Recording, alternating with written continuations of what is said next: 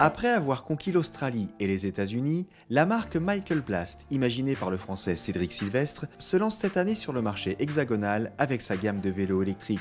Premier représentant du nom, l'Outsider se démarque par son style résolument rétro et ses dimensions proches d'une moto.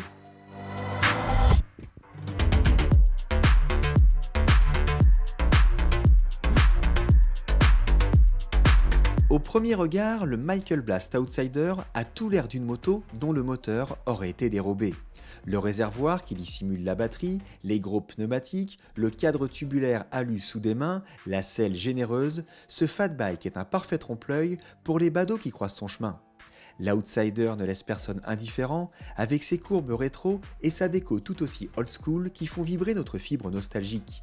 Les poignées sont en simili-cuir recyclé surpiqué et la selle profite d'un design spécifique. Certes, certains éléments de finition, à l'instar de la fourche ou du traitement de surface du guidon, font un peu bas de gamme, mais dans l'ensemble, le rapport qualité-prix est plutôt favorable. Un dernier tour du propriétaire nous permet de souligner l'éclairage LED, les jantes de 20 pouces, les disques de frein de 180 mm à l'avant et 160 mm à l'arrière, et enfin le petit tableau de bord LCD déporté. Techniquement parlant, l'Outsider est évidemment à classer dans la catégorie des vélos à assistance électrique. Il est doté d'un pédalier et d'un moteur de 250 watts qui vous accompagne jusqu'à 25 km/h conformément à la législation. Au-delà de cette vitesse, vos mollets seront votre seul moyen de propulsion. Il est donc possible de rouler sur les pistes cyclables et le port du casque n'est pas obligatoire, même s'il reste bien évidemment très fortement conseillé. A noter qu'il existe une gâchette en option pour éviter le pédalage, mais dans cette configuration, l'Outsider est utilisable uniquement sur voie privée. Côté transmission, la cassette et le dérailleur 7 vitesses sont confiés à Shimano, tout comme les commandes de frein et le sélecteur de vitesse. La batterie pour sa part est une Samsung Lithium-ion de 36 volts qui promet 60 km d'autonomie après 5 heures de charge sur une prise domestique. Des batteries plus endurantes sont disponibles en option.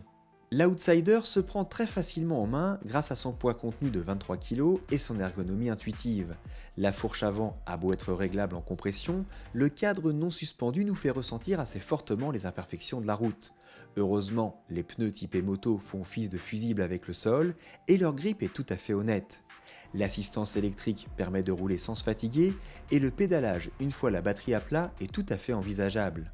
Le freinage, qui coupe l'assistance à la moindre sollicitation, affiche une belle puissance dans toutes les situations. Les vitesses passent avec fluidité et c'est un plaisir d'évoluer dans les zones 30 notamment. L'Outsider peut même remplacer avantageusement un petit scooter 50 grâce à son excellente maniabilité et sa nervosité. À l'heure où les ventes de VAE explosent littéralement dans l'Hexagone, les produits décalés comme le Michael Blast Outsider sont les bienvenus. Rouler différent tout en préservant la planète et les oreilles des riverains est un atout non négligeable. Voici un produit original à moins de 3 000 € pour se la jouer rebelle tout en restant un citoyen responsable.